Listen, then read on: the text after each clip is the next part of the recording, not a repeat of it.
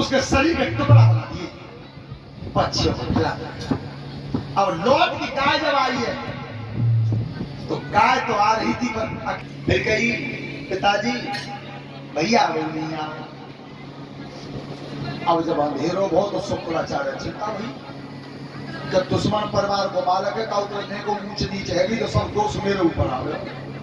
वो आज भी बात, अगर किसी से तुम्हारी दुश्मनी चल रही हो अच्छी, और उस दुश्मन का बेटा अगर रात को 10 बजे तुम्हारे घर बैठा हो तो जितनी चिंता पाएगा तात ज्यादा तुम्हें हो रही। और एक ही बात कहनी पड़ी ना बेटा तू मैं घरे जाएगा, इसीलिए आज सबसे ज्यादा चिंता हुई तो शुक्राचार्य।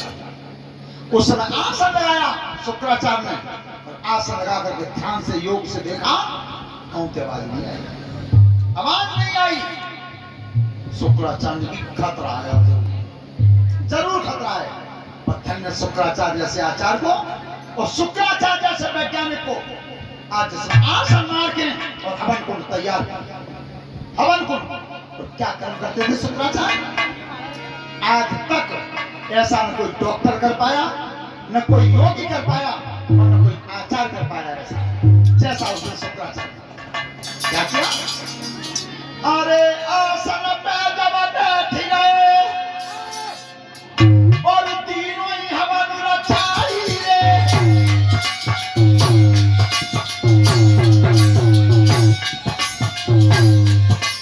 और पढ़ के मंत्र मार लो, सब जिसकी खबर आई रे, और लखे भागवायु परतु नहीं पारी कान में आई रे।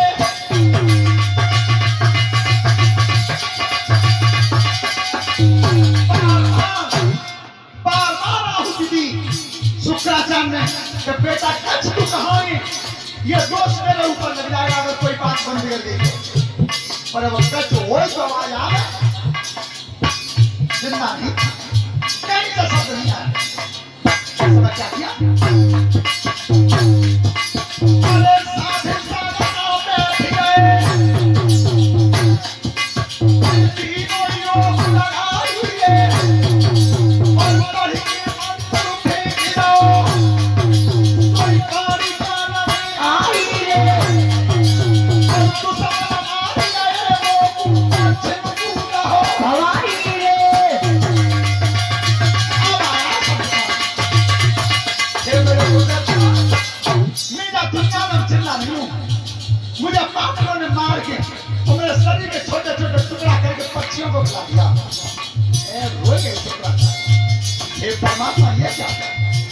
अरे पागलों तुमने क्यों नहीं सोची कि जो जाति शरणागत है ताकि लाज और चल सन्मुख मछली चढ़े और बहे जात गजराज, ये बच्चा मेरे सामने रहा और तुमने इसे मार के और पक्षियों को खिला दिया।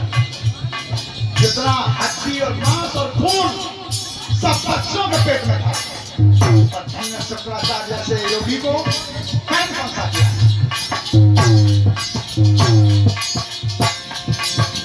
आगे की जज ऐसा हुई और तीनों योग लगाइए और पढ़ के मंत्र मार लो, पढ़ के मंत्र मार लो, अधिकार गई बढ़ाइए और जितने पक्षी अंबर में सोई उड़े भराइए और मेरे कपाल में पक्षी के समुली और भराइए। बोले शुक्राचार्य भगवान की क्या योगी थे, जितने पक्षी बेटा के मांस को खून हड्डी खा गए थे वो सब पक्षियों के पेट को खा गए। जिस पक्षी को उन्होंने जितना भाग बेटा का था वो ही भाग सब कुटी में इकट्ठा किया सब, और जब वो सब इकट्ठा हुआ योग मंत्र लगाई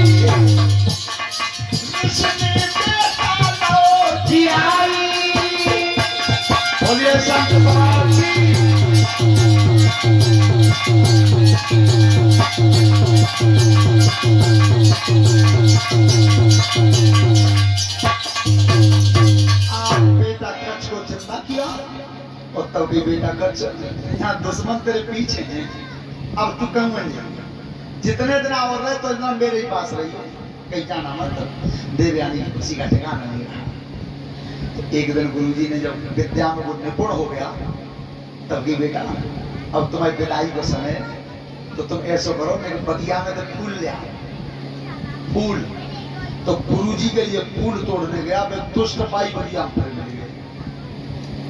उनकी पहले तो बचाए लो, अब अकेले कटी गई। सो दुष्टन ने कच्छ को मार के अग्नि में जला के और भस्मी को एक गागर शरबत में मिला दिया, एक घड़ा शरबत बना दिया। और गुरुजी के जो रह गए, गुरुजी आज बनता है तो शरबत बना हुआ है। तो गुरुजी ने वो घड़ा लेकर पी गए। अब न वो फूल ही आए न कच्छु ही आओ लौट गई। जो महात्मा ने योग तपस्या से और बेटा का पता लगाया, तो आवाज दसों दिशा में कौंत नहीं आई, आवाज आई तो पेट में क्या आई। लड़की खड़ी थी जो देवयानी। तो जब कच्छ बोला गुरुजी के पेट में से, क्या हो गया? तो गुरुजी दुष्टन ने मार के और शरबत में घोर के तुम्हें ही पियाएंगे। तो लड़की कह रही है कि पिया पिता के पेट में और सुता रही है बुलाए, और पिता मरे तो पत मिले नहीं जन्म कुआरो। तब कही कच्छ तू जीवनी विद्या सीख क्या है? तो फिर पेट में कब बैठे? बेटा मेरे उधर को फाड़ के बाहर निकल, और मेरी मृत्यु है जाए तो उसी जीवनी विद्या से, उसी मंत्र से तू मुझे जिंदा कर दे। तो कच्छ ने जिस समय उधर को फाड़ा अंदर से, तो गुरुजी की मृत्यु हुई। बाहर निकल के उसी गुरु विद्या से गुरु को जिंदा किया। तब कहीं गुरुजी विद्या सीखी नहीं, और मैंने अब जांच कर दिया। ताते हम लोग विदा कर दो। ठीक है बेटा जाओ जाओ। अब मैं खुश। ध्यान रखना, गुरुजी की सबसे बड़ी जीत कौन सी होती है? आपने महाभारत को पढ़ा हो तो गुरु की जीत सबसे बड़ी कौन सी होती है? गुरु की सबसे बड़ी जीत होती है वो अपने चेला के सामने युद्ध के मैदान में आ गया। यही कहा था द्रोणाचार्य ने अर्जुन से कि हे भारत, अगर मेरा तेरा सामना हो इस कुरुक्षेत्र के मैदान में, तो ये मन समझ लेना कि मैं तेरा गुरु हूं, और तेरे वो गुरु समझ के बाण कमजोर चलाए तो मैं साफ हरा दूंगा तुझे। सबसे बड़ी जीत मेरी उस समय होगी कि जिस समय मैं तेरे सामने आ जाऊंगा तो लोग मुझसे ये कहेंगे कि आखिर अर्जुन चेला करता है, उस समय मेरा नाम है। तो गुरु के सामने जब चेला की जीत होती है, वो गुरु की सबसे बड़ी जीत है। सबसे तो विद्या सीख ली तो जाओ। जैसी विदा कर रहे आए तो शुक्राचार्य आए और वो लड़की आई। तो वे तो चेला विदा करके लौट गए और लड़की खड़ी रही। तब गई शुक्राचार्य की लड़की से कचने कि बहन जी अब तुम जाओ, अब तुम जाओ। तो पेट वाली बात अब खोली है। बहन कह रहे हो मैंने आज तक अपने मन में तुम्हें पति माना है, मैं तुमसे विवाह करना चाहती थी। और ये कब पागल है गई हो? तुम्हें जेऊ अंदाज नहीं है कि तुम गुरु की लड़की हो, तुम मेरे लिए तो बहन के समान हो, तुम मेरी बहन से भी ऊपर हो। जिस विचार को तुम सोच बैठी हो ऐसा कभी। तो जैसे शुक्राचार्य की बेटी सामने खड़ी थी और कच्छ आगे को कदम रखना चाहता था, देवयानी ने हाथ पकड़ लिया। ऐसा नहीं होगा, मैंने बहुत दिन त्यास लगाई है, मैं शादी करूंगी तो तुम, क्योंकि मैंने अपने मन में तुम्हें पति चुन लिया है। और जो कच्छ ने झटका मारो और झटका मार के हाथ छुड़ा करके भागा है, तब लड़की बोली है पीछे, सुनो मेरे बाप ने विद्या पढ़ाई,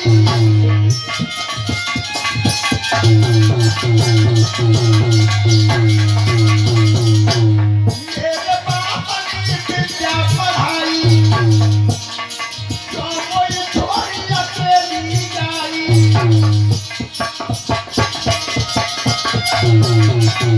जो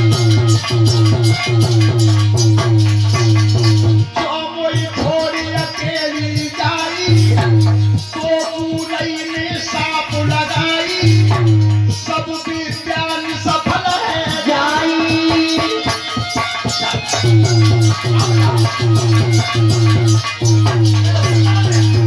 जो आप तक इतनी मेहनत से तुझे पढ़ाया और जितनी विद्या तेरे मेरे बाप से सीखी और आज तू इस तरह से मेरे हाथ में पकड़ के छुड़ा के जा रहा है तो सब विद्या निष्फल हो जाएगी। बाप जी क्या करोगे? कितनी मेहनत करी मैंने और कितनी मेहनत से मैं विद्या को सीखा और तेरे कई देर में सबका पानी देते। तो बृहस्पति ब्राह्मण का लड़का कह रहा है कि सुन दे ज्ञानी तेने तो श्राप दो मोर, अब मैं श्राप दे रहा हूं। क्या था? तो ब्राह्मण कोई न प्यारे पर की कोई छत्री ले जावे।